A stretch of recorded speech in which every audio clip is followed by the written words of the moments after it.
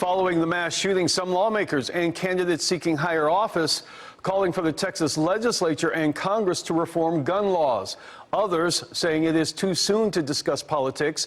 Political reporter Jack Fink is here in the studio with us tonight with more on what's being said. Jack?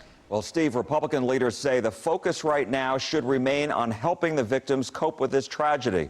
But Democrats say lawmakers can't wait. In El Paso, U.S. Senator John Cornyn lay a folded American flag alongside flowers to honor victims of the El Paso shooting. He was asked about whether gun laws should be reformed. Well, I would say there's no simple answer. One difference between the United States and the rest of the world is we have a Bill of Rights, including a Second Amendment to the Constitution. And the problem is not with law-abiding people exercising their constitutional rights. It's obviously people who are twisted. In a statement, Senator Ted Cruz said, "What we saw yesterday was a heinous act of terrorism and white supremacy. There is no place for this in El Paso, in Texas, or anywhere across our nation."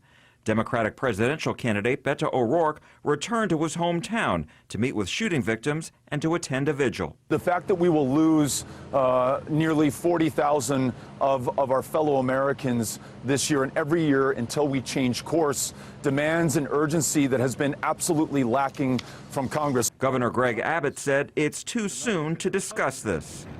I think we need to focus more on memorials before we start the politics. Democratic State Representative Victoria Neave of Dallas says the state legislature hasn't done enough to protect residents from gun violence. We can both protect the Second Amendment while looking at laws like universal background checks, like looking at, assault weapons and policies that have actually worked in the past. Former Republican State Representative Jason Villalba of Dallas renewed his call for the governor to establish a blue ribbon panel of experts to determine the root causes of gun violence. It's not one issue. It's not just gun control. It's not just mental issues.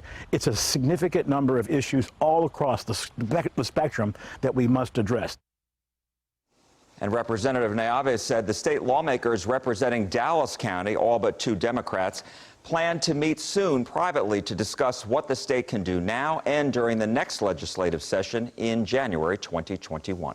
2021. We're Right. talking a year and a half. So what's on the books now? What do we have in terms of gun laws that passed and didn't pass during this legislative session? Well, Steve, there are actually several laws that take effect next month. Those who legally own firearms in Texas can carry handguns either openly or concealed for 1 week after a declared natural or state disaster.